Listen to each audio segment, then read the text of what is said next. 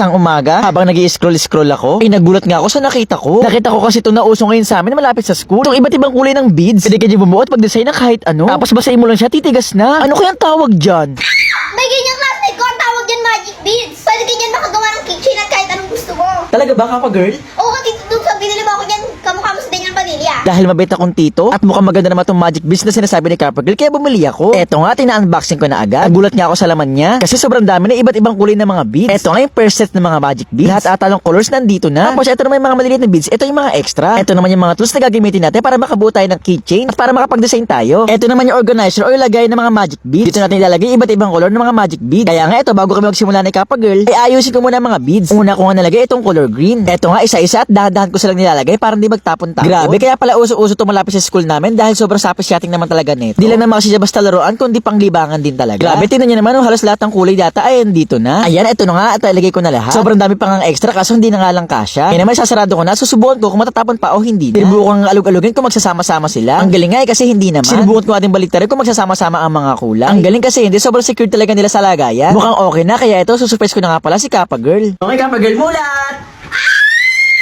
Ito na yung magic beads, tara Tito Dukes, gawa na agad tayo. Meron nga pala dito mga instructions sa pagpipilian ko anong gusto niyang buuin. Sakto, dalawa kami, kaya tag-isa kami ni Kappa Girl. Pipili na kami ng bubuuin namin. Okay, start na kami. Let's go!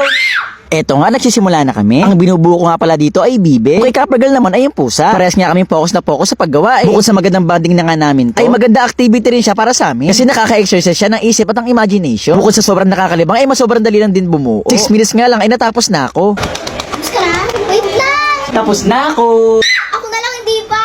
Wait mo ako Tito Dukes. Gusto mo, Kappa Girl? Nauna ako kay Kappa Girl, kaya hinintay ko siya pero mga ilang minuto lang din ay natapos na siya. Tapos na.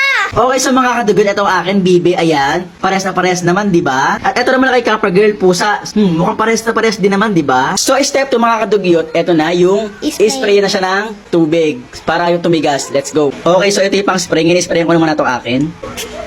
Walang spray. Hindi ko alam eh. Basta sabi, sprayan natin. So, para sure. Ayan. Next, ito kay Kappa Girl naman, na kanyang pusa. Ayan. Pa-spray natin para sure. Kasi mamaya, di ba? Pag tinipid natin, mag-fail. So, itong third step, ang sabi dito is hihintayin daw muna. Pero hindi ko sure kasi kung gano'ng katagal kasi hindi ko maintindihan.